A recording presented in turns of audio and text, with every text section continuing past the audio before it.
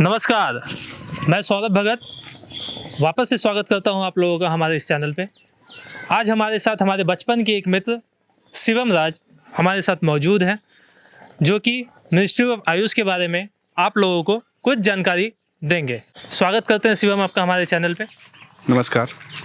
मैं चाहूँगा शिवम कि आप पहले अपने बारे में बताइए हमारे दर्शक को, उसके बाद फिर हम आपसे आगे की जानकारी लेंगे। मेरा नाम शिवम राज है। मैं government homoeopathic medical college and hospital Paraspani Godda का स्टूडेंट हूँ। तो शिवम, सर्वप्रथम आप मुझे ये बताइए कि आयुष क्या है।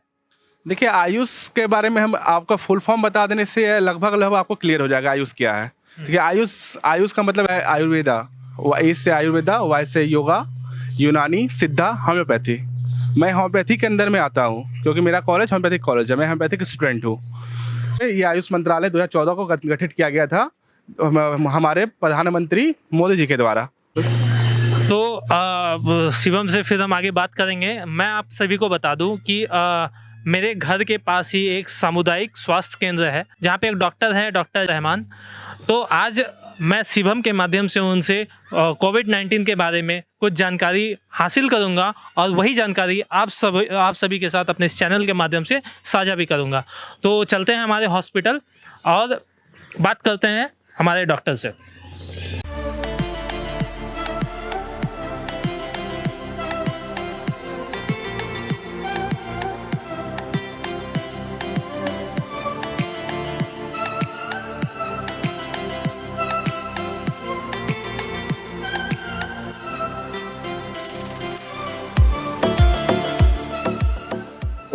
तो मैं आज मौजूद हूँ सामुदायिक स्वास्थ्य केंद्र के आयुष मंत्रालय के विभाग में, और हमारे साथ मौजूद हैं डॉक्टर जियाउर रहमान जी। और हम आज कोविड-19 के रिगार्डिंग इनसे कुछ बात करेंगे, क्योंकि मेरा मानना है कि ये संकट की घड़ी में, इस संकट की घड़ी में एक डॉक्टर से अच्छा सलाहकार कोई नहीं हो सकता है।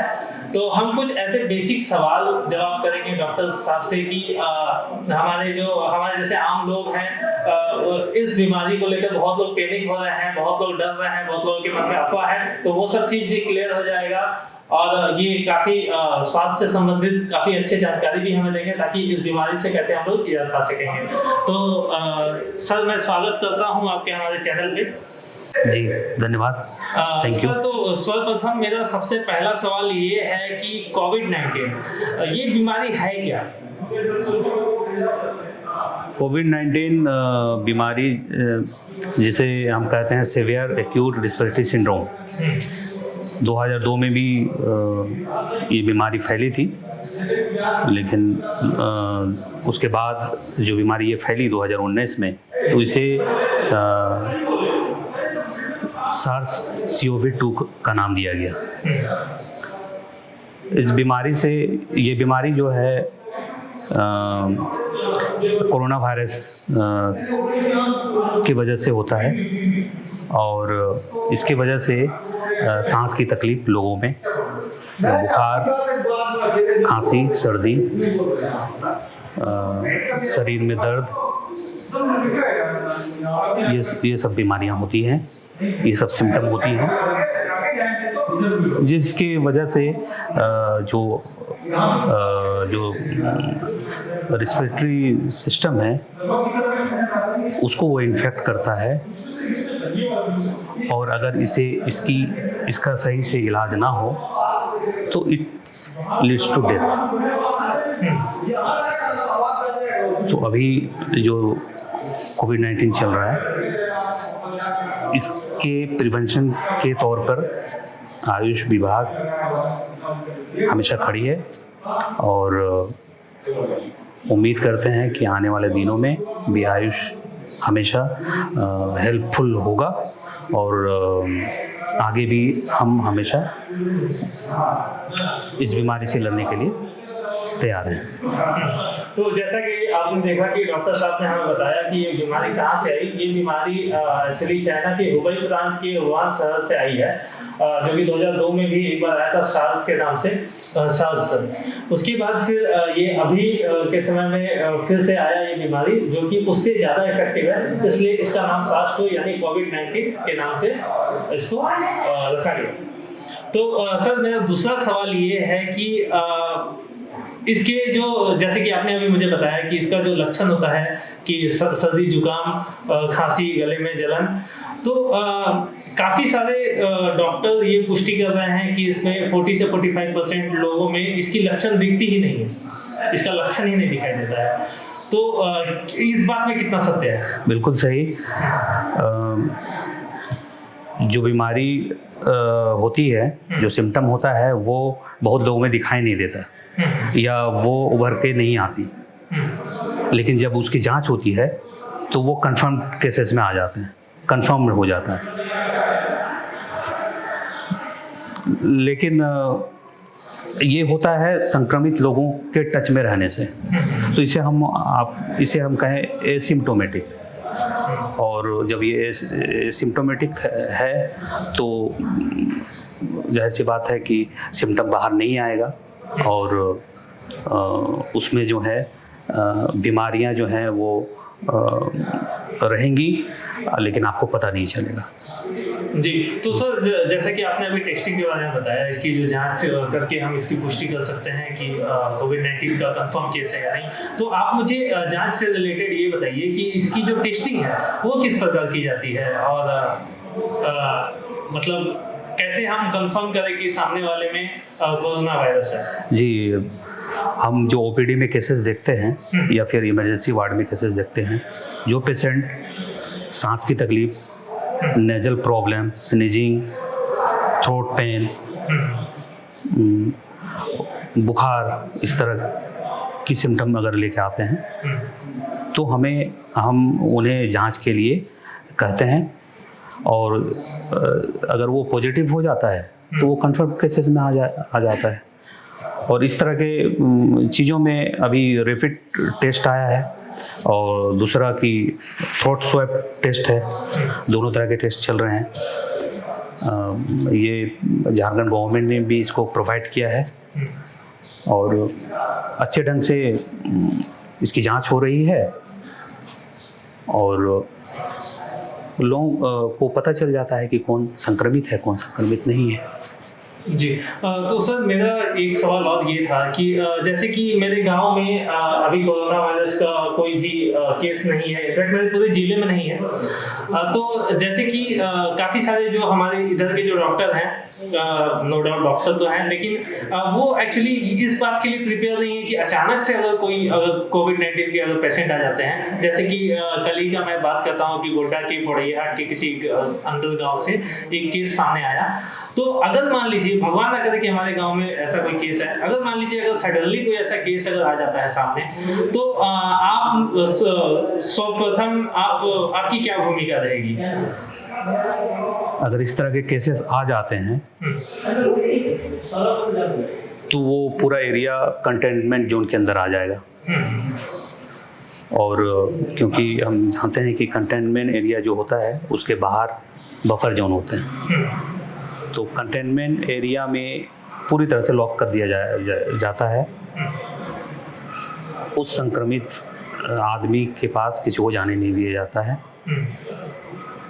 बफर जोन में जो लोग उनके टच में थे उनका भी कंफर्म केसेस लिया जाता है,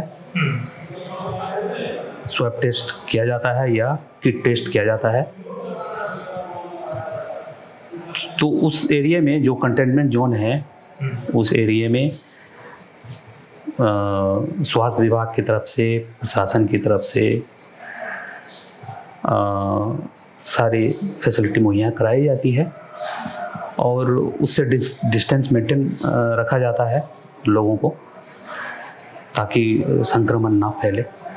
तो जैसे कि आपने बताया कि डिस्टेंस मेंटेन रखा जाता है, तो एक चीज़ मुझे क्लियर करिए, क्योंकि काफ़ी सारे लोगों में इस चीज़ को लेकर थोड़ा सा कॉम्प्लिकेशन है कि आइसोलेशन और क्वारंटाइन, इन दोनों में क्या अंतर है?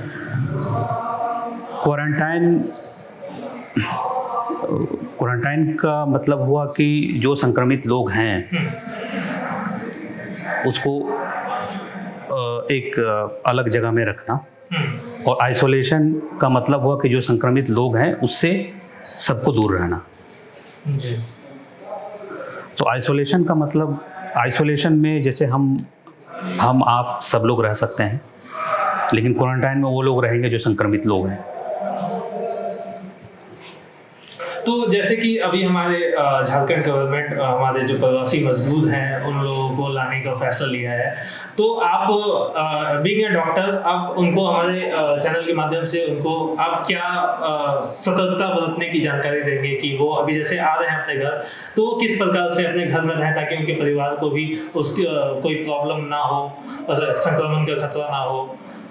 जो भी बाहर से आए वो हॉस्पिटल में आए और जांच कराने के बाद उसे पहले क्वारंटाइन सेंटर में रखा जाए, वहाँ पे प्रॉपर उसकी जांच हो, उसकी टेस्टिंग हो और सारी सुविधाएं तो मुहैया कराई जाती हैं वहाँ पे।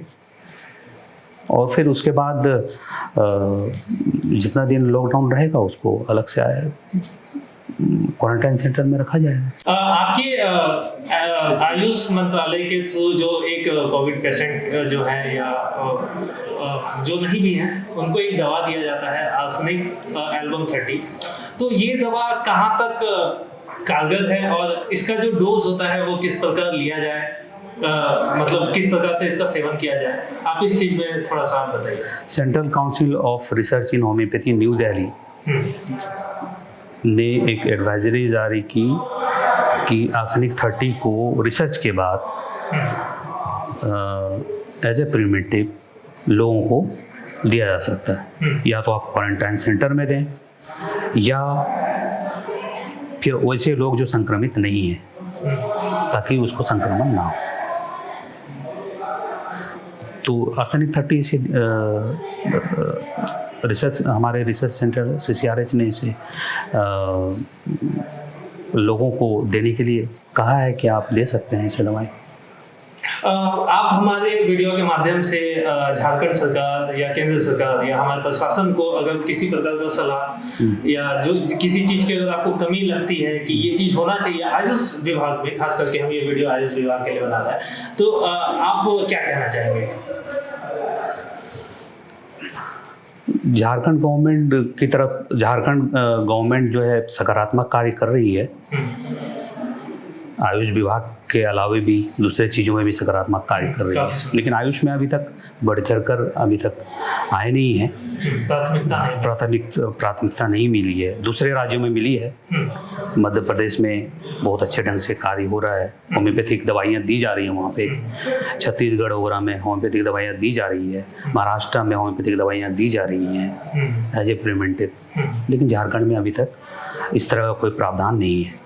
तो उम्मीद है कि आने वाले समय में या फिर कुछ दिनों में इस तरह का विचार किया जाएगा और आयुष विभाग को अनुमति दी जाएगी। जैसा कि हमारे होम्योपैथी सिस्टम में वाइटल फोर्स के प्रिंसिपल पर काम करता है मेडिसिन, तो क्या हम लोग वाइटल फोर्स के जो काम करता है कि जैसे जो पेशेंट का जो सिम्टम्स होता है वो सिम्टम्स के थ्रू में हम लोग मेडिसिन प्रोवाइड करते हैं जिससे जो क्योर होता है। क्योंकि होम्योपैथिक में कहा जाता है कि वो हम लोग डिजीज को ठीक नहीं करते, हम लोग पेशेंट को ट्रीट करते हैं, डिजीज को पेशेंट को ट्रीट करते हैं। तो हम लोग पेशेंट को ट्रीट करने के लिए तो जो सिम्टम्स कोविड-19 के जो सिम्टम्स है, कोरोना वायरस का जो सिम्टम्स है, उस सिम्टम्स के अकॉर्डिंग अगर दवा देते हैं, मेडिसिन अगर प्रिस्क्राइब करते हैं, अगर देते हैं, तो क्या उससे क्योर हो सकता है? होम्योपैथिक दवाएं जब भी दी जाती है वो टोटलिटी ऑफ द सिम्टम के आधार पर दी जाती है। प्रिवेंटिव दवाएं देने का मतलब है इम्यूनिटी को बढ़ाना, जिसको आप वाइटल फोर्स कह रहे हो। Vital force when it arouse itself does not allow the bacteria or virus inside your body. That's the fundamental thing.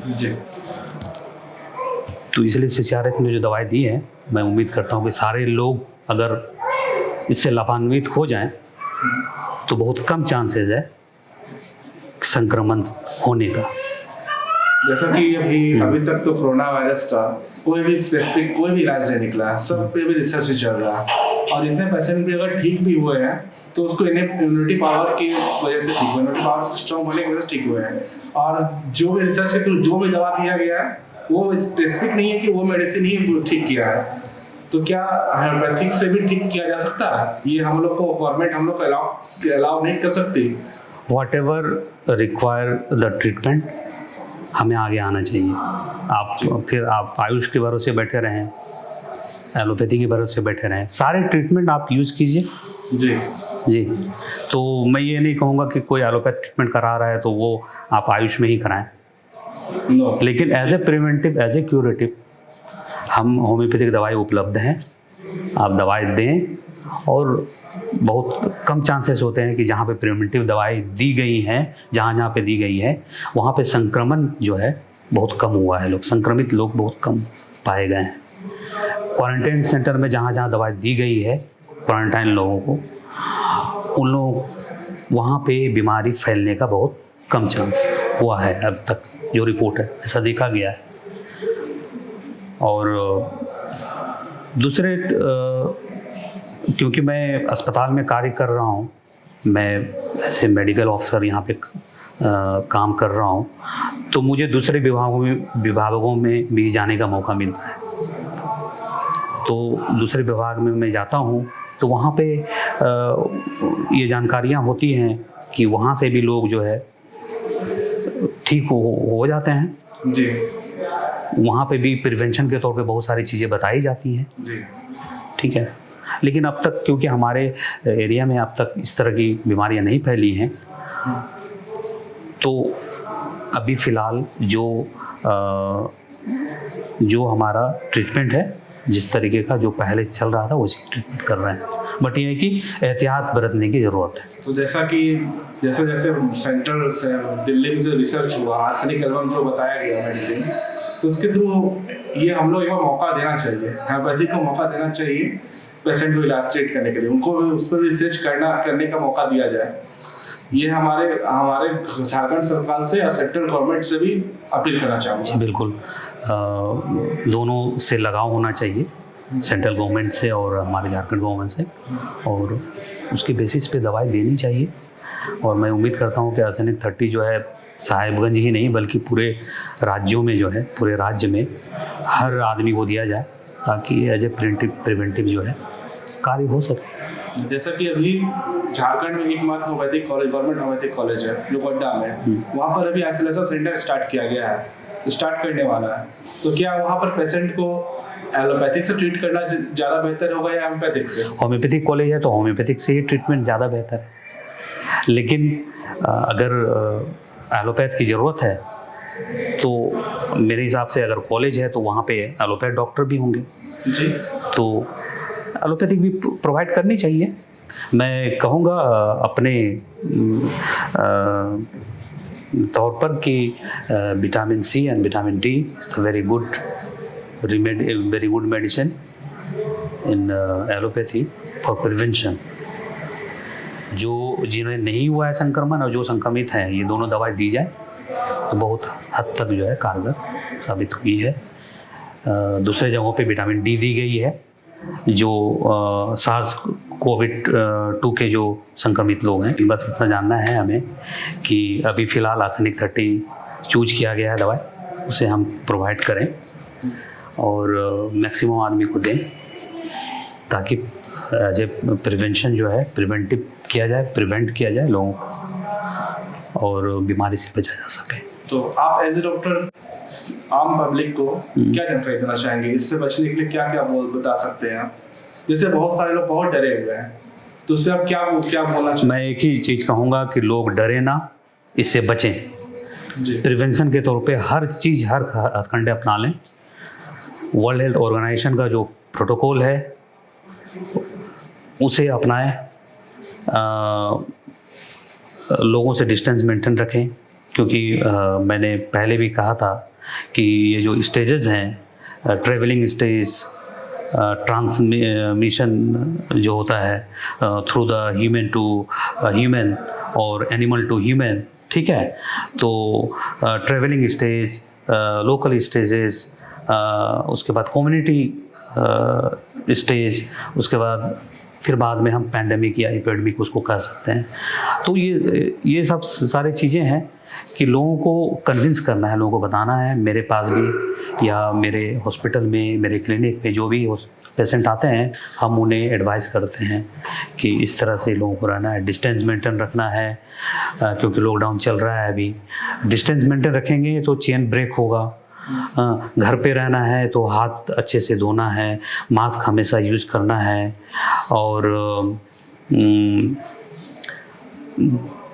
Sanitiser का यूज़ करना है, हैंड वॉश सैनिटाइज़र का यूज़ करना है। ये सारी चीज़ें हैं जो लोगों को संक्रमण से बचाएगी। तो आप हेमोपैथी के बेसिक पे आप क्या ये कह सकते हैं कि हेमोपैथिक से इसका इलाज मुमकिन हो सकता है? आप ये तो रिसर्च करने पर मुमकिन है? उम्मीद है। रिसर्च में बहुत सारे लोग लगे हुए हैं, हज़ारों लोग लगे हुए हैं। हमारे central council of research in homeopathy नई दिल्ली के बहुत सारे ब्रांचेज हैं, वहाँ पे लोग लगे हुए हैं इस चीज़ को, इस डिजीज़ के बारे में जानने के लिए, और वो लोग रिसर्च कर रहे हैं। उम्मीद है कि आने वाले दिनों में इसके अच्छे परिणाम आएंगे। क्योंकि ऐसा भी बहुत सारे क्रॉनिक केस इससे ठीक हुए हैं, होम्योपैथी से बहुत सारे क्रॉनिक केस ठीक हुए हैं, जहाँ पर एलोपैथी ने जवाब दिया तो होम्योपैथी ने ठीक किया है। ऐसा भी पेशेंट को भी देखा गया है। तो ऐसे मतलब उम्मीद किया जा सकता है कि कोरोना वायरस का भी हमारा एक वैक्सीन हो या एंटीडोट हो, हमारा होम्योपैथी बना सकता है। वैक्सीन और एंटीडोट के बारे में तो हमें जानकारी नहीं है। पहले मैंने कहा कि होम्योपैथी का इलाज लक्षणों के आधार पर होता है, टोटल सिम्टम लिया जाता है, उसके बाद डायग्नोस किया जाता है।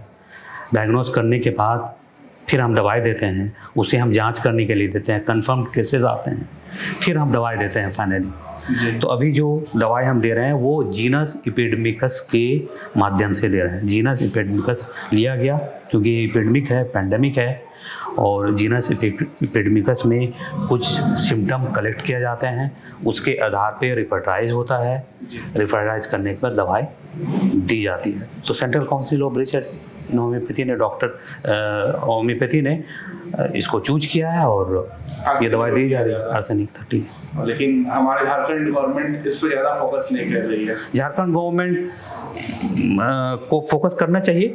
मैंने पहले भी कहा कि दूसरे चीज़ों में सकारात्मक कार्य कर रही है। हाँ, दूसरे स्टेट में तो कर रही है, दूसरे स्टेट में कर रही है, लेकिन हमारा आयुष में आगे बढ़ के आना चाहिए और उनको सकारात्मक कार्य इस दिशा में करनी चाहिए।